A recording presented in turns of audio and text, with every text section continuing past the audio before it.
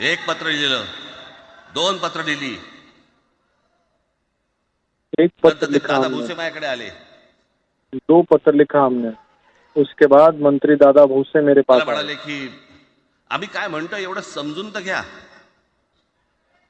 वो कहने एवढं लगे काय कि हम म्हणतोय क्या एवढं कहना ऐकून तर चाहते घ्या। हैं ये तो समझिए आप पहले। म्हटलं दादा तुम्हाला एक गोष्ट सांगतो, तुम्ही काय सांगता ते ऐकून घेईन पण ऐकणार नाही। मैंने उनको कहा कि दादा भूसे आप जो बोल रहे हैं मैं सुनूंगा लेकिन मराठीच्या समझूंगा विषयामध्ये नहीं। त्याच्यात तुम्ही तिसरी भाषा लादताय, त्रिभाषा सूत्र, कुठलं त्रिभाषा सूत्र आणलं? आप त्रिभाषा सूत्र ज्या वेळेला आलं लाद रहे ते हैं, फक्त कहां से आया है? सेंट्रल गव्हर्नमेंट आणि राज्य ये सरकार, सेंट्रल केंद्र गवर्नमेंट की सरकार आणि तरफ से राज्य आया है। सरकार यांच्यामधल्या दुव्यासाठी म्हणून हे त्रिभाषा सूत्र फक्त आणलं। आज कोर्टातही नाही, तुम्ही हायकोर्टात जा, सुप्रीम कोर्टात जा, इंग्रजीमध्ये सगळ्या गोष्टी होतात। कुठे आहे त्रिभाषा सूत्र? मग मला सांगायला लागले म्हणे केंद्रीय शिक्षण धोरणामध्ये, त्या धोरणातही नाही राहत, केंद्राच्या शिक्षण धोरणात, इतर कोणत्या राज्यातही नाही।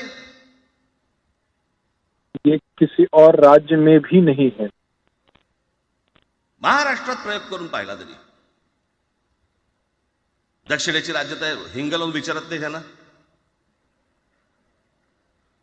महाराष्ट्र में ही इन्होंने महाराष्ट्र ज्या वेळेला पेटून उठतो त्यावेळेला काय घडतं आणि काय होतं हे आज राज्यकर्त्यांना समजलं असेल।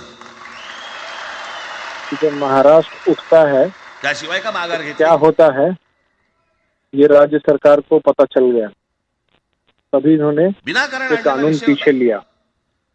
मी त्या भुसेंना सांगितलं, म्हटलं मला सांगा उत्तर प्रदेश, बिहार, राजस्थान, मध्य प्रदेश कोणती तिसरी भाषा आणणार आहे?